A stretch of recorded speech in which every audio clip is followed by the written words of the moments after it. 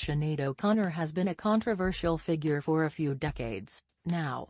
She has recently converted to Islam and goes by Shahada David, but that is not the source of his latest controversy. The issue is a tweet in which she says that she never wants to spend time with white people ever again.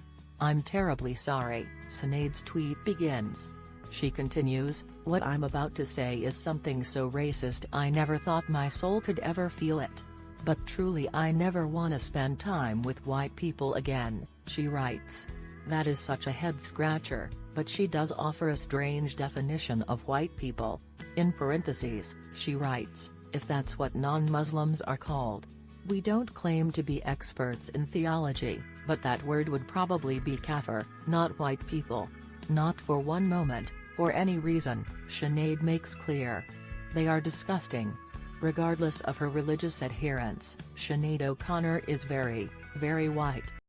Converting does not change that, and she's hardly the only white Muslim, which makes her statement so much stranger. Unfortunately, that was only one tweet of many. Sinead followed up her controversial tweet, "Interesting to see if Twitter bans this when it allows people like Trump and Milbank spew the satanic filth upon even my country," she wrote.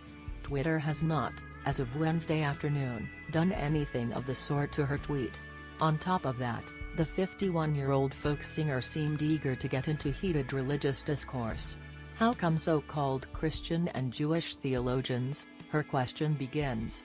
She interrupts herself to claim, the Christian theologians being atheists and Satanists actually in practice, though they know it not. Sinead continues, "Never talk about the smashing of their enemies' babies' heads on rocks which and all over their psalms?" What she means to ask is why don't members of other Abrahamic faiths who claim that Islam is violent because of the Quran when their own holy books have similar content?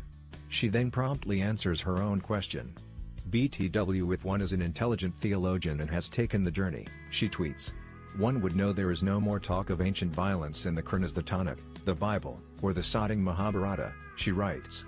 The Tanakh, which stands for Torah, Nevi'im, and Ketuvim, is the holy book of the Jewish people, known as the Old Testament in Christianity. The Mahabharata is one of the oldest Sanskrit texts of India, and describes the Bharata dynasty. And, she concludes, it's all equally irrelevant to our times. Which makes one wonder why she brought up old-timey scriptural violence in the first place.